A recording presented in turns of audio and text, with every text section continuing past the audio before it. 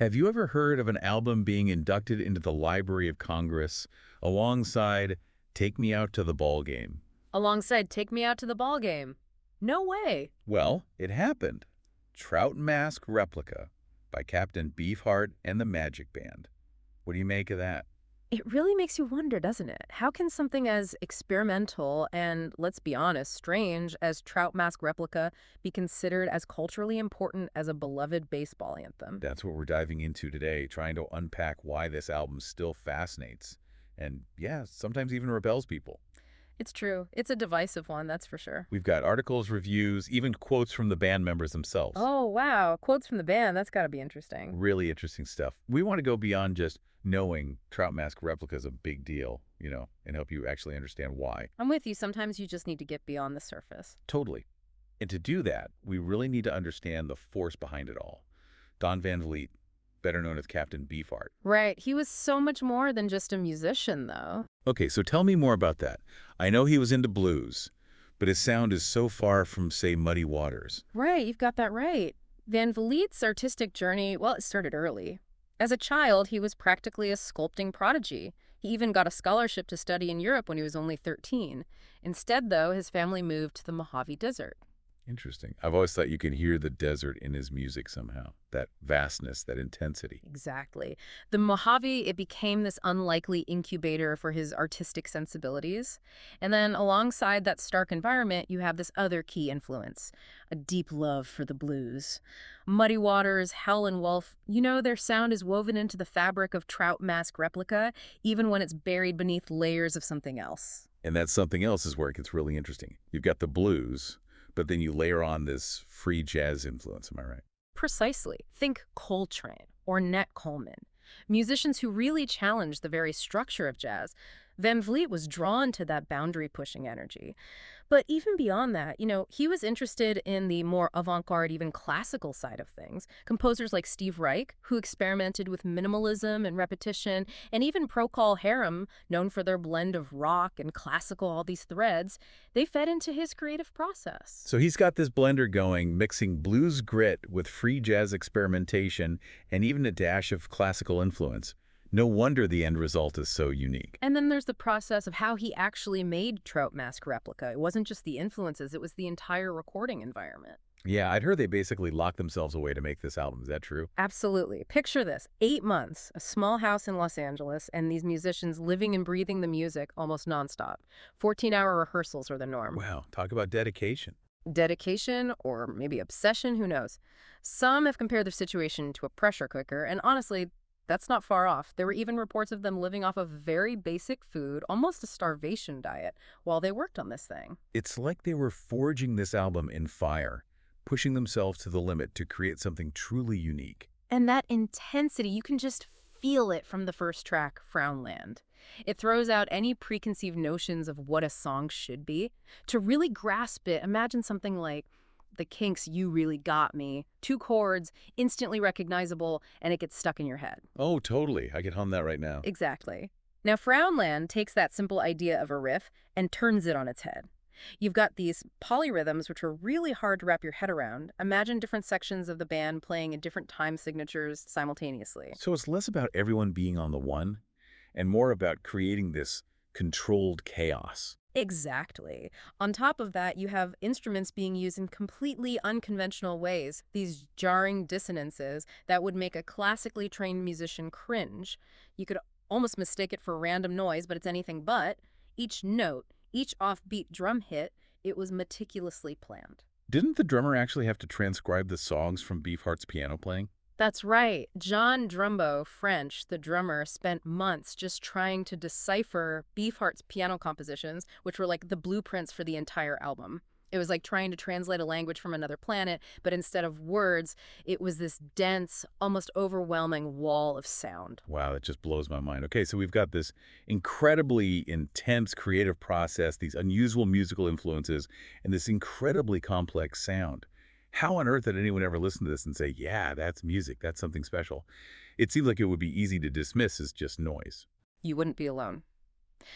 Trout Mask Replica has always been a love it or hate it album. Some critics have compared it to listening to rusty barbed wire, but others.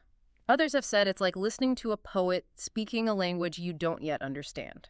So how are we supposed to approach this thing? Do we analyze it, dissect it, or do we just let it wash over us? That's the beauty of it. There's no right answer. But to really get a sense of what Van Vliet was going for, we need to dig a little deeper into some of the unconventional choices he made, even in the recording process itself. Okay, I'm intrigued. What did he do? For one, he flipped the script on how albums are typically recorded. Instead of laying down the instruments first and then adding vocals, he had the band record the vocals first. Wait, so it's like building a house starting with the roof. Precisely. Think about it. The musicians were essentially composing the instrumental parts around the already existing vocal melodies Oh. and rhythms, not the other way around. It adds this otherworldly, Wow. almost backwards quality to the music. That's wild. It's like he was forcing them to work within these self-imposed limitations, Mhm. to think outside the box, or maybe even break the box entirely. Totally. And speaking of thinking outside the box, we can't overlook the visual side of Trout Mask Replica. I mean, the album cover itself is practically its own work of art. Yeah, you can't talk about this album without picturing that image. Don Van Vliet with a fish head pulled over his face. It's both unsettling and oddly compelling. How would you describe it? It's Cal Schenkel, a frequent collaborator of Van Vliet's. And it's not just the cover, it's the entire aesthetic, The strange band member nicknames, the overall sense of absurdist humor. It all feeds into the Trout Mask Replica experience. It really does create this whole other world that you enter when you listen to the music. It's like performance art meets visual art, all underscored by this incredibly challenging avant-garde soundtrack. You got it. And just like those other art forms, Trout Mask Replica, it's open to interpretation. No two people are going to have the same experience listening to it. Some might find it jarring and unpleasant, while others might find it, well, exhilarating, even liberating. It's like he's thrown down a gauntlet, daring you to engage with it on its own terms. But that can be a big ask for some listeners. How do you even begin to unpack something as dense and unconventional as Trout Mask Replica? Well, it's true. It's not exactly background music. It demands your attention, and it doesn't always give you easy answers.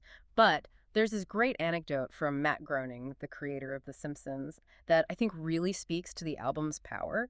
He initially hated Trout Mask Replica. Wait, really? The guy who created Bart Simpson couldn't handle Captain Beefheart. It's true. Groening said it sounded like, well, the band wasn't even trying, like it was just noise. But he kept listening. He kept listening. And eventually, it clicked. He realized that they meant for it to sound that way. It was a conscious choice, a deliberate departure from everything he thought he knew about music. And then it became his favorite album. Yeah. It just goes to show you, sometimes you have to sit with discomfort, with unfamiliarity, to really appreciate something truly groundbreaking. Trout Mask Replica, it doesn't reveal itself all at once. It's like a puzzle box, and it takes time, patience, and maybe even a little bit of struggle to unlock its secrets. Okay, I'm starting to see the appeal, but I think some of our listeners might be feeling a little intimidated right now. What advice would you give to someone approaching this album for the first time? What can they do to avoid bouncing off that sonic wall on the first listen? I think the most important thing is to adjust your expectations going in. Don't go in expecting catchy hooks, Yeah. traditional song structures, or even, good singing in the conventional sense. Open your mind to the possibility that music can be strange, challenging, even a little abrasive, and still be profoundly rewarding. So no expecting a top 40 hit. Then Definitely not. Think of it as a sonic adventure. Let the strangeness wash over you. Embrace the dissonance, the unconventional rhythms. Don't try to analyze it too much on the first go. Just let yourself experience it. And remember, you don't have to get it on the first listen, or even the fifth.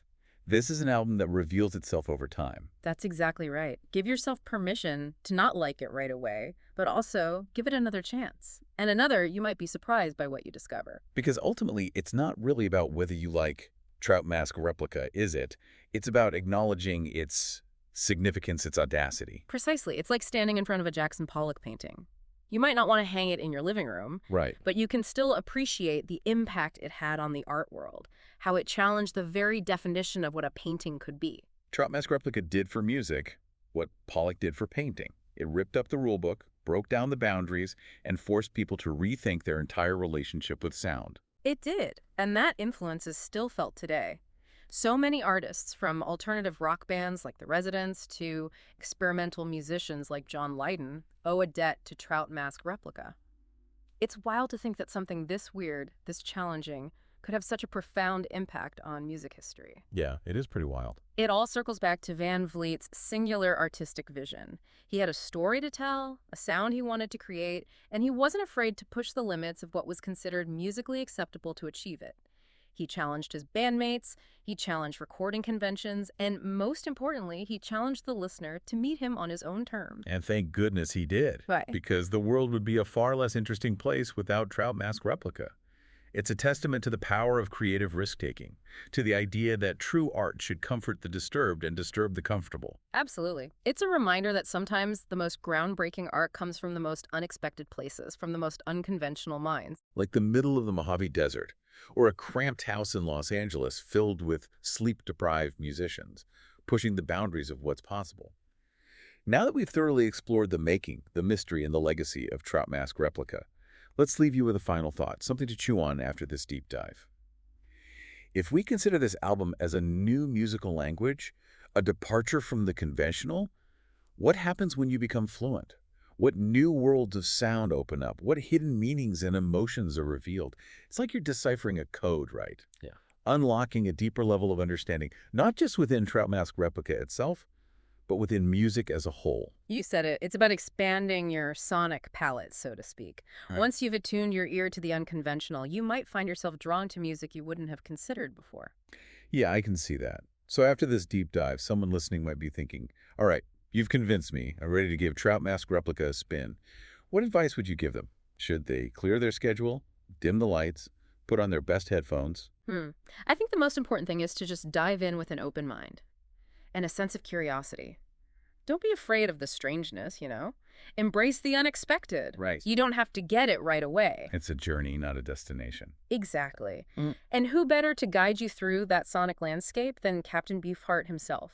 Just be prepared to leave your comfort zone at the door and allow yourself to be challenged. Because in the world of Trout Mask Replica, there are no rules, only possibilities. And that, I think, is the point. It's a reminder that music, like any art form, has the power to push boundaries, to challenge our perceptions, and to really open our minds to new ways of hearing and experiencing the world around us. So to our listener, we say this. Take the plunge. Dive into the deep end of Trout Mask Replica. You might just surprise yourself with what you discover.